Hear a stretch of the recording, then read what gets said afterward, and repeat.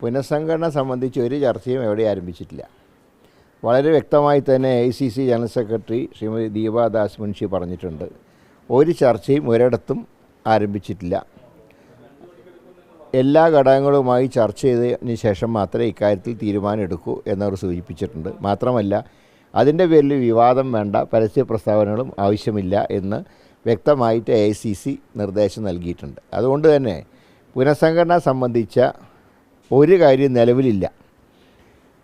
പക്ഷെ അതേസമയത്ത് പാർട്ടിയുടെ മറ്റ് ഇഷ്യൂസൊക്കെ തീർക്കാൻ പാർട്ടിയുടെ ഒരു ഉന്നതാധികാര സമിതി അടുത്ത് തന്നെ വിളിച്ചു ചേർക്കുന്നതാണ്.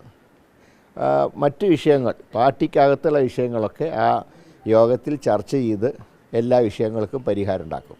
ഇപ്പോൾ പഞ്ചായത്ത് ഇലക്ഷനിൽ വിജയിക്കുക എന്നുള്ള രീതിയിലാണ് ഇപ്പോൾ മുന്നോട്ട് നീങ്ങുന്നത്. പുനഃസംഘടന നടത്തണോ വേണ്ടേ എന്നുള്ള കാര്യത്തിൽ ഹൈക്കമാൻഡ് തീരുമാനം എടുത്തിട്ടില്ല. ആ നിലയ്ക്ക് തന്നെ അങ്ങനെ ചർച്ചയ്ക്ക് ഇപ്പോൾ പ്രസക്തിയില്ല.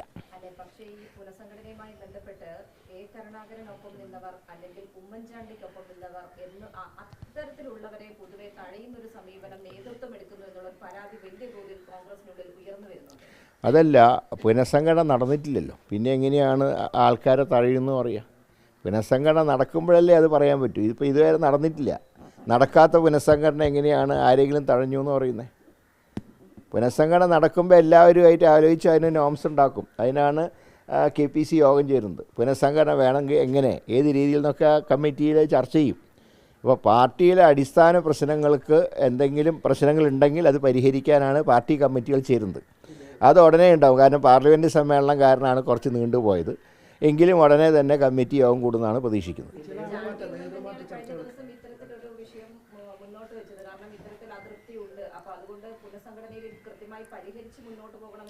അല്ല, അതിനുള്ള നോംസാണല്ലോ പാർട്ടി യോഗങ്ങളിലുണ്ടാവുക.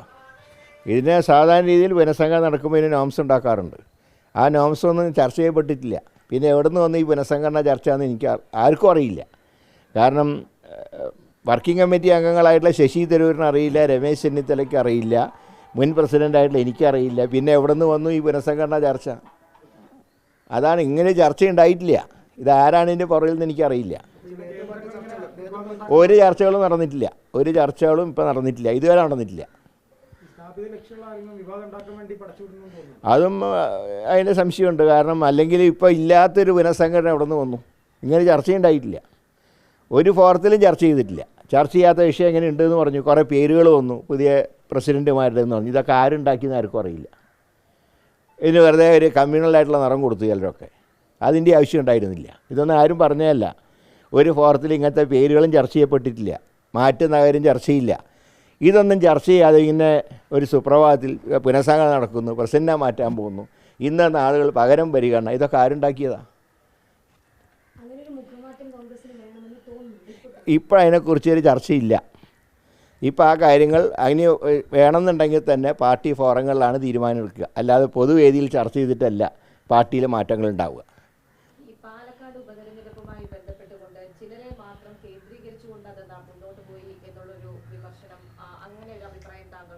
ഇല്ല, അത് KPC പ്രസിഡൻറ്റും പ്രതിപക്ഷ നേതാവിൻ്റെയും നേതൃത്വത്തിലാണ് ഇലക്ഷൻ പ്രവർത്തനങ്ങൾ നടന്നത്.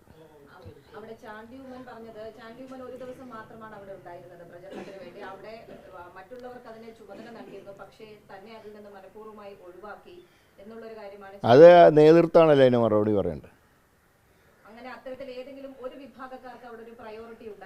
അങ്ങനെ പ്രയോറിറ്റി ഉണ്ടായതിന് എൻ്റെ ശ്രദ്ധയിൽപ്പെട്ടിട്ടില്ല.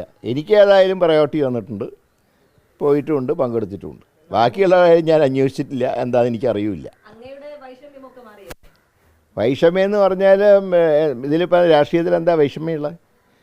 രാഷ്ട്രീയത്തിൽ വൈഷമ്യം ഉണ്ടാവും, പല വികാരങ്ങളുണ്ടാവും രാഷ്ട്രീയത്തിൽ. അതൊന്നും ഇനി പൊതുവായിട്ട് ചർച്ച ചെയ്യേണ്ട കാര്യമില്ലല്ലോ. അല്ല, എന്താ പ്രശ്നം? എന്താണ് എൻ്റെ പ്രശ്നമെന്ന് എനിക്കറിയില്ല. ഏതിൻ്റെ? അല്ല, അതാ ചാപ്റ്ററൊക്കെ ക്ലോസ് ചെയ്തില്ലേ? ഇനി അടുത്ത ഇലക്ഷൻ്റെ നേരമായി.